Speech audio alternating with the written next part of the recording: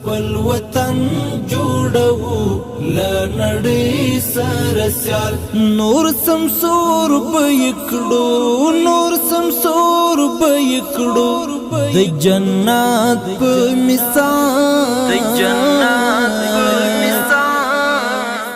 اسلامي امارت هڅه کوي چې افغانستان د ځانګړي ستراتیژیک موقعیت په درلودلو سره د مرکزي او سویلي اسیا د وصل په نقطه بدل کړي. د افغانستان اسلامي امارت دې موخې ته رسیدو په پار ځینې مهم ګامونه اخیستي چې ښه بیلګه یې مزار شریف، هرات او کندهار ترمنځ د اوسپنې پټلۍ په جوړېدو به مرکزي، سویلي اسیا او پارس خلیج یو له بل سره ونښلول شي چې په پایله کې به په اسیا کې د مالونو د لیږد رالېږد یوه اصلي لاره له افغانستان څخه تیره شي. همداراز اسلامي امارت له ګاونډیو هیوادونو سره د غوره ګمرکي اړیکو په ټینګولو سره له منځنۍ اسیا څخه سویلي اسیا ته د نفتو او ګازو د ترانزیت لپاره اسانتیاوې برابرې کړي دي. په ګمرکونو کې اوس مهال 24 ساعته فعالیتونه ترسره کیږي. په ځینو ترانزیتي مالونو د تضمین سلنه راکمه شوې او طی مراحلو پروسه د پخوا په پرتله رالنډه او په ګمرکونو کې د مالونو زماني معیاد زیات شوی دی چې له دې سره د افغانستان له خاورې ترانزیت کې د تیر په پرتله د پاموړ زیاتوالی راغلی دی.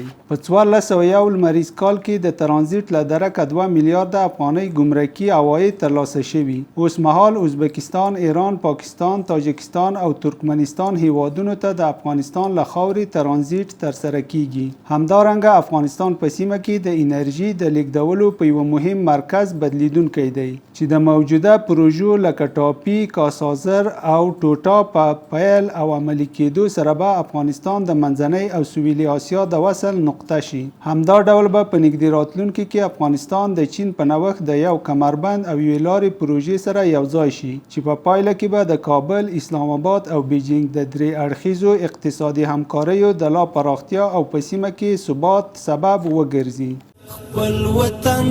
جوړو لنړۍ سره سیال